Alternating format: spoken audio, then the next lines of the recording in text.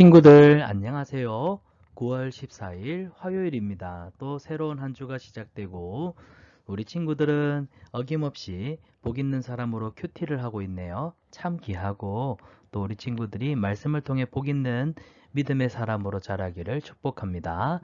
자, 오늘은 율법에서 벗어났어요 라는 제목으로 로마서 7장 1절에서 6절 말씀을 우리 다 함께 묵상하도록 하겠습니다. 우리 다 같이 손을 모으고 함께 기도하겠습니다. 사랑의 하나님, 날마다 우리에게 풍성한 은혜를 부어주셔서 감사합니다. 이 시간에도 하나님의 말씀을 읽고 묵상합니다.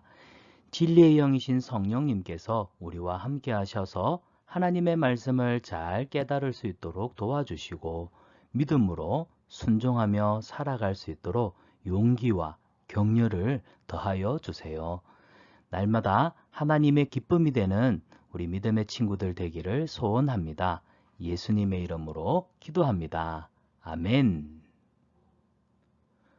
자, 오늘 본문은 로마서 7장 1절에서 6절이에요. 율법에서 벗어났어요. 율법에 꼭 감옥 같은 느낌이 드네요. 올무에서 감옥 같은 것에서 자유롭게 벗어났다. 어떤 의미인지 말씀을 통해서 알아보겠습니다. 자, 1절부터 읽어볼게요. 형제들아, 내가 법 아는 자들에게 말하노니 너희는 그 법이 사람이 살 동안에만 그를 주관하는 줄을 알지 못하느냐. 남편 있는 여인이 그 남편 생전에는 법으로 그에게 매인바 되나 만일 그 남편이 죽으면 남편의 법에서 벗어나느니라. 그러므로 만일 그 남편 생전에 다른 남자에게 가면 음녀라. 그러나 만일 남편이 죽으면 그 법에서 자유롭게 되나니 다른 남자에게 갈지라도 음녀가 되지 아니하느니라. 그러므로 내 형제들아, 너희도 그리스도의 몸으로 말미암아 율법에 대하여 중임을 당하였으니 이는 다른 이 곧 죽은 자 가운데서 살아나신 이에게 가서 우리가 하나님을 위하여 열매를 맺게 하려 함이라. 우리가 육신에 있을 때에는 율법으로 말미암는 죄의 정욕이 우리 지체 중에 역사하여 우리로 사망을 위하여 열매를 맺게 하였더니 이제는 우리가 얼매였던 것에 대하여 죽었으므로 율법에 벗어났으니 이러므로 우리가 영의 새로운 것으로 섬길 것이요 율법의 조문에 묵은 것으로 아니할지니라. 아멘. 친구들이 방금 읽었던 말씀을 목사님하고 함께 뜻을 살펴보며 읽도록 하겠습니다. 자, 바울은 유대인 형제들에게 형제들아, 내가 너희들이 말하는 유대인의 율법에 대해서 잘 안다 말하는 사람들에게 이야기한다. 자, 이 법이라고 하는 것은 사람이 살아있을 동안에만 여러분, 법은 살아있는 사람한테 적용이 돼요. 죽은 사람한테 법을 적용할 수가 있을까요? 죽으면 끝이 나죠. 그러니까 법이라고 하는 것은 살아있는 사람에게만 적용이 되는 거예요.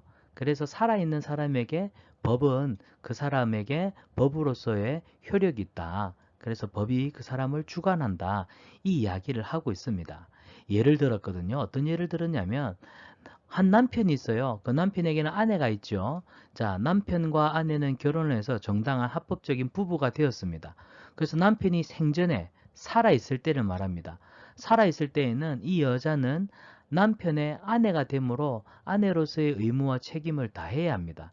그래서 그것을 그에게 되나니, 그러니까 남편이 있는 아내가 있는 남편이 아무 여자나 아무 남자나 만날 수 없는 것처럼 부부는 결혼을 하고 나서는 남자로서 또 남편으로서 여자로서 아내로서 부부의 도리를 다해야 합니다. 그런데 만약에 그 남편이 살아있다가 죽어버렸습니다.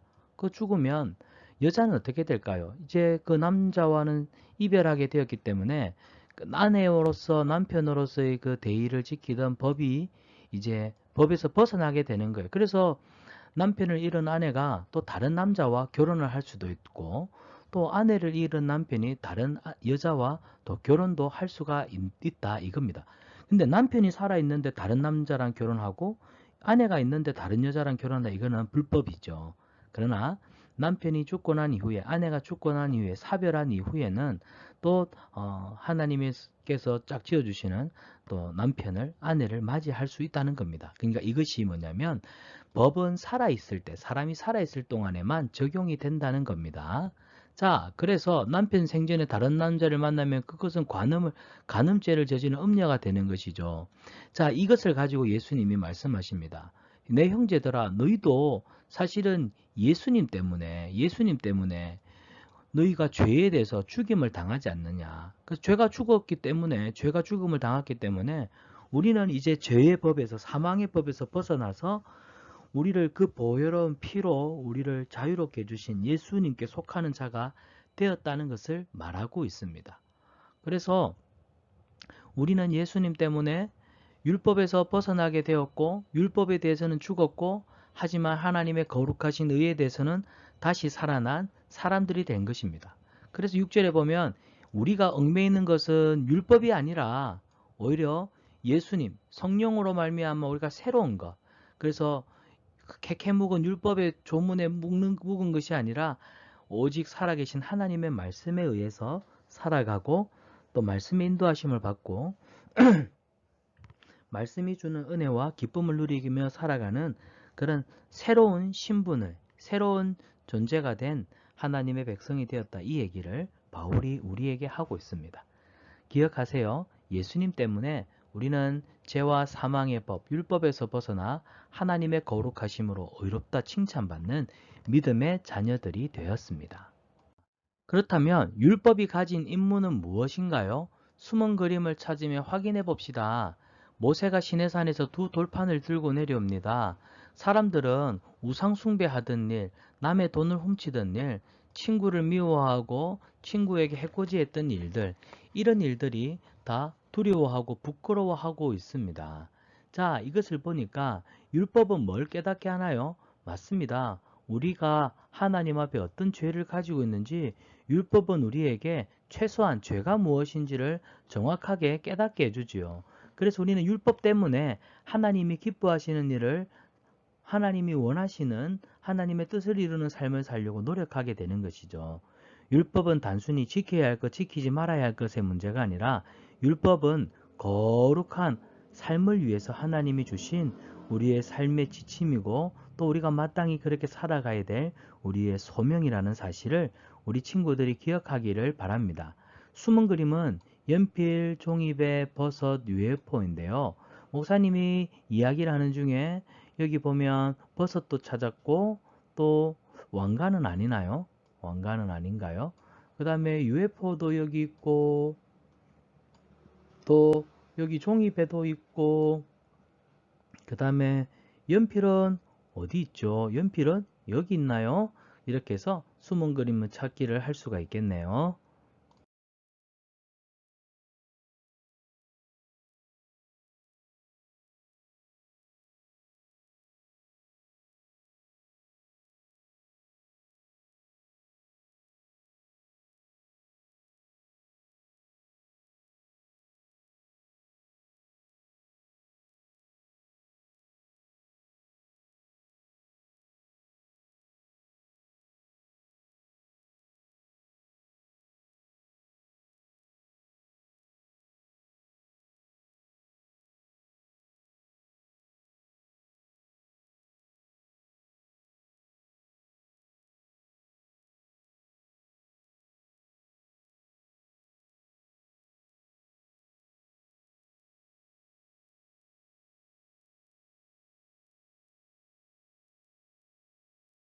우리가 말씀 생각하기 위해서 한번 읽어봅니다.